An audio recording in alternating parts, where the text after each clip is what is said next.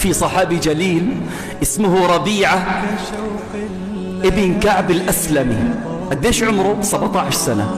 كان يخدم النبي صلى الله عليه وسلم، تشرف بخدمة النبي صلى الله عليه وسلم، فأراد النبي عليه الصلاة والسلام أن يكافئه. كان يحضر له وضوءه ويجيب له حاجاته للنبي صلى الله عليه وسلم، فأراد أن يكافئه. اتذكروا قديش عمره؟ 17 سنة، فقير ويخدم النبي، ولا حسب ولا قبيلة ولا ثروة أبدا. فقال: سلني يا ربيعة أعطك، اطلب وتمنى. لو هالسؤال هلا وجهناه للشباب بكل صراحة إيش راح تكون الإجابات؟ زوجة حسناء، دولارات، قصور، وظيفة مرموقة. هذا أول إجابة مباشرة، هذا في الغالب، عم نحكي في الغالب. فشو قال ربيعة؟ قال: أسألك مرافقتك في الجنة يا رسول الله. قال: أو غير ذلك يا ربيعة؟ أسألك سؤال آخر بده يكافئه. فقال: هو ذاك يا رسول الله. خلاص انتهت القضية. في رواية أخرى قال النبي صلى الله عليه وسلم: سلني يا ربيعة أعطك. فقال: يا رسول الله أمهلني، خليني أفكر، ترى بدي مثل أضرب ضربتي، يعني بده هيك شيء تقيل. فراح ورجع بعد فترة فقال: ها يا ربيعة سلني أعطك.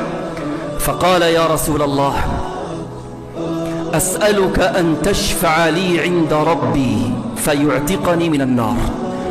فقال: يا ربيعة من أمرك بهذا؟ شيء عظيم اللي عم تطلبه أنت. فقال: يا رسول الله والله ما أمرني به أحد، ولكني تفكرت في هذه الدنيا فرأيتها زائلة. سبحان الله، يعني أي طلب راح أطلبه تمام، ولو كان قصر كله راح يروح. شفتوا شو صار بالزلزال؟ شفتوا يا أخوان؟ أصحاب العمارات طارت العمارات.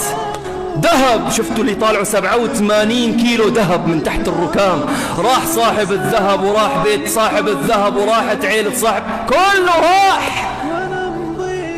فرأيتها زائلة ومنقطعة، فقلت أسأل رسول الله لآخرتي اللي راح يبقى.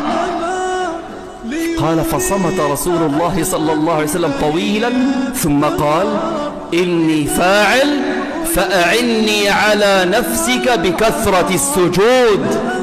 ليش؟ لأنه هذاك المستقبل مو بالتمني، بالعمل. الجنة درجات، ما بين الدرجة والدرجة ما بين السماء والأرض.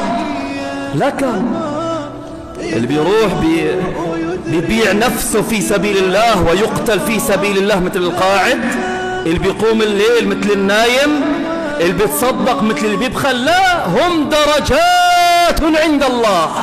سباق، انت عم تأمن مستقبلك من الآن، هيك تأمين المستقبل.